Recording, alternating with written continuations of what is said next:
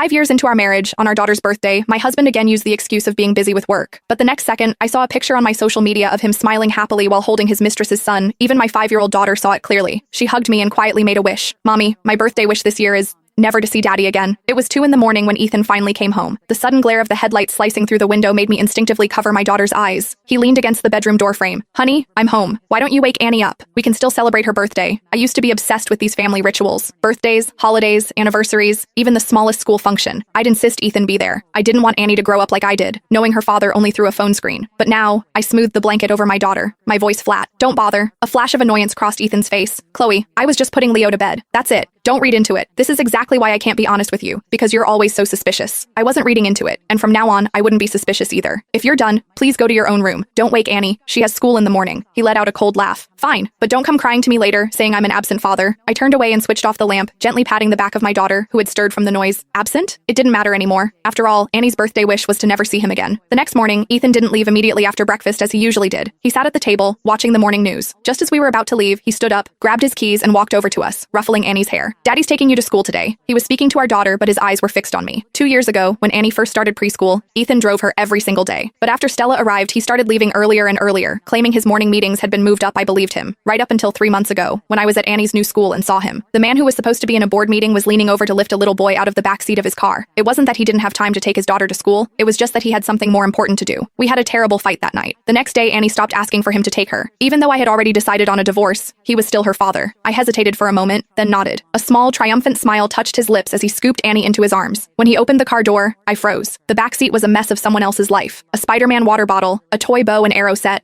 a woman's shawl tossed carelessly on the leather tucked into the seat back pocket was a framed family photo. He followed my gaze and his expression soured. Stella put that there. She said it makes Leo happy. He shot me a warning look. Don't start. It's not a big deal. The old me would have shattered the frame, would have screamed and cried and demanded to know where Annie and I stood in his heart, but the new me just nodded. It's a nice picture. He stared at me, confused. You're not angry? Angry? Maybe I should have been, but all I felt was a vast, hollow emptiness. It was almost funny. How could a man as sharp as Ethan not see through such a clumsy, transparently manipulative tactic? The answer was simple. He saw it. He just didn't care. We should go, I said. Annie's going to be late. His lips tightened, but he said nothing, just opened the driver's side door. As I was about to lift Annie into her car seat, his phone rang. The ringtone was a cheesy children's song. My dad is the best dad in the world. A little boy's frantic sobs filled the air. Daddy, Daddy, where did you go? Don't you want me and Mommy anymore? Ethan hung up and without a single glance in our direction, slid into the driver's seat. Leo's asking for me. I'll have the driver take you today. The black Maybach sped away, leaving us in a cloud of exhaust. I knelt down, worried about Annie. Daddy had an emergency, sweetheart. Next time he's free, we'll all go together, okay? Annie looked at me, her expression startlingly mature for a 5-year-old. Daddy's never free, Mommy. All his time is for Leo and his mommy. That evening, Ethan called. Chloe, I'm going to be late tonight. Leo's sick. Okay.